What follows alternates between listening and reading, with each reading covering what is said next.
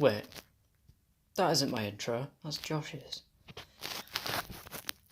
Hello YouTubers, welcome back to another Dr. Spicer 10 YouTube video, and today is tardis update number 7 of the diary, episode 7, yeah.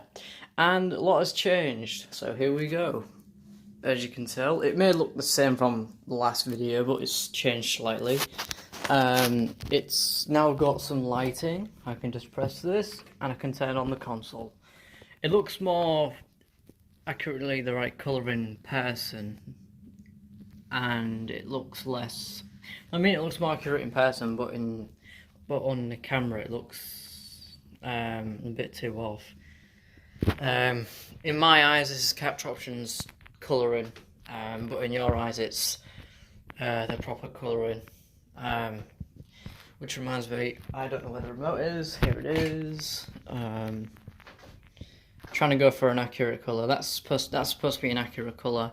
It's a bit darker, so I did a DIY version where it's a little bit brighter. I've got two. One slightly brighter, as you can tell.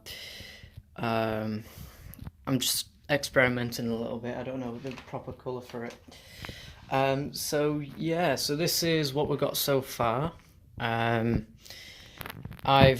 Haven't done much with these yet. I'm going to be putting some masking tape over them, which is right here. Some masking tape to go all the way around the edge, and oh damn it!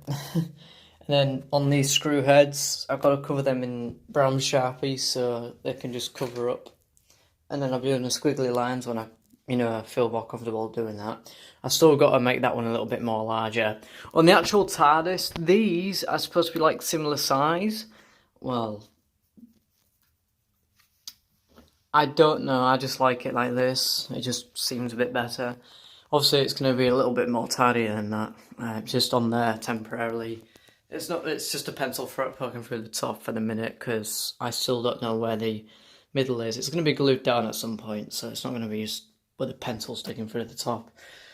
But yeah, so nothing's really changed apart from up here as well. Hot glue residue. So these are in place. So these are on the rib sections. But when you lift these up, this will stay on with it. So it'll help keep the shape, and it will keep the spacing correct for when I put this back down. So yeah. Now, I could put one behind the monitor, but there's literally no point, but I probably will, just to make it a little bit more, but at the same time, if I do it where it's like a gap, I can have the power lead going through and going down to its little hole there, where the main lights are coming through. The extension lead just sits on the floor. I don't know why I was putting it there. It did originally, but to give it some more length, it's on the floor. So yeah, and this I can use for like putting battery packs or something on, for like the mat lever and stuff, which does work. Just makes it a little bit more brighter when I do that. But you can easily tell it's to do with the takeoff. So that should be on there for now. So yeah, I haven't really done much else. I can't really until I get some more stuff for this, because I want to do these little sections. Just an off cut what I'm doing, something like this, but I'm trying to do it where there's a little bit of a gap underneath the console, like the original. This is nowhere near accurate at all, but Josh is like that, so it works. Also, it's going to look a little bit less like that and more like, expandy foamy, just to give it some texture. And then it's going to have that down the sides. I won't be doing this yet until I get the Perspex panels. I mean, I could do it to the mesh, but I want to work on this one a little bit, because I want to find a better place to put that. Probably there or something, so I can just go like that. Or I like it where it is. It's nice and easy, but it feels wrong, so I might just stick it on the side of the monitor or something. I don't know. I mean, I might just stick it there, or I might just like put some silver on it to make it look like something on the TARDIS. I probably will do that, probably, knowing me. Still got a bit of blue paint on it from when I was painting the bedroom. But yeah, I've still got a lot to work on. I've still got to put something in the middle of this just so it helps travel the light up a little bit more. This is staying like that, don't worry. But I want to put like these little rings in it just to make it look like the actual time rotor. Obviously it won't be able to move up or down or anything, which is unfortunate. I'd like to be able to do that. But with just having this concept just seems alright for me, and it works. You could definitely tell it's meant to do something now. That's with the DMAT lever on, and this is when it's off. I've still got to work on the DMAT lever and make it the proper shape, because I'm going to put some wood. I'm going to put some wood around it to get the proper shape of it, and then I'll be able to just, have this as a skeleton basically. And yeah, I've got to make this a little bit thicker as well because it's just looks like an antenna at the minute. So yeah, I might stick a couple more of these weights on just for the sake of accuracy, like one there and one on the other side to make it more like the prop. Still got to widen the bottom one down. I'm going to put some on the back of here to make it look like connecting to there, but it's static. I can't move it. I can wiggle it side to side. But I can't really do anything else apart from that. But it gives it that 10th Doctor monitor look. But I'm going to fasten that down a little bit more. Just want something underneath it to just keep it. So yeah, that's its front support to stop it from crooking. Then at the back it's just screwed down. So it keeps it stable pretty much. Of course, I can put things through the sides and stuff. Then I've got to make the shelf bit, which I will be doing out of wood. Just to give it that, and it'll be done silver, which will be a pain, but yeah. I might blend this in to make it look like it's something. I don't know yet. I'm still deciding on how things go. I've still got to make these bits where they just move off. I know there's like parts that go into them bits, so I'm going to have to be careful, because I might just have to like do it where it overlaps slightly and I can just pull it off and stuff. I've got to do the underneath, but that's the last bit, to be honest. So yeah. Now, I've been thinking about the roundels. I can't paint these walls, because, the one and bare, so I thought of another idea. I'm thinking of doing what the Bio Doctor did with his roundels, but instead of having it on MDF, I'm going to have to have cardboard. Unless I do get the money for MDF, which I probably will. But I'm trying to save up for something, but at the minute it's just going downhill. So I'm probably going to get some bits and bobs instead. I don't know.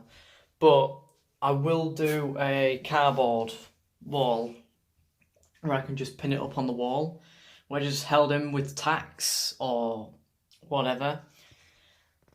And I'm going to do it where there's a bit of an inch gap or something, so the lighting from the skating board shines up against the walls, so that behind it you get the round. You can see the light coming through, like on the original console. So it will make the roundel light up pretty much. That's what I want to do. But for me to do that, I'll have to probably lose a little tiny bit of space, just a tiny bit. Just by moving the console slightly forward, that's about it. Or I can just go screw it, stick the roundels on the wall, not painted, but it's not going to make it look nice. So I want to just get some MDF or whatever, do it up, put the roundels on, and do it so it'll light up or shine through at least. So yeah, that's the idea. So yeah, that's pretty much it, I guess. Not really much else to say, apart from in my secondary room. That's my secondary console room. What am I doing? So in here, there's these little speakers I went and got that I scrapped a few years ago that I use for parts. I'm going to obviously take these apart, strip it down as much as I can, and I'm going to do it up like what it is on the TARDIS. And on top of that, you have your furniture thing. So if I just get that, so one of these, but it's clear, probably slightly dirty, but it's like that on the console. It's supposed to be on this rib actually, because no, oh yeah,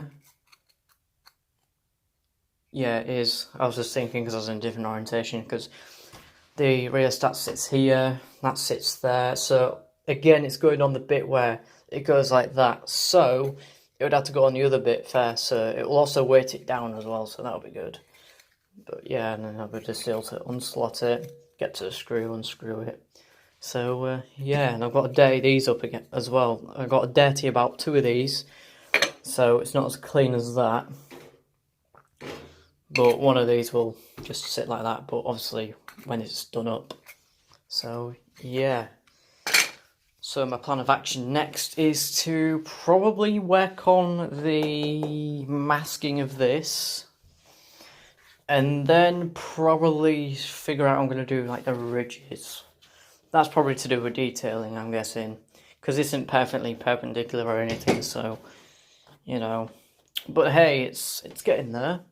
When you stand back, you can clearly see that it's the console.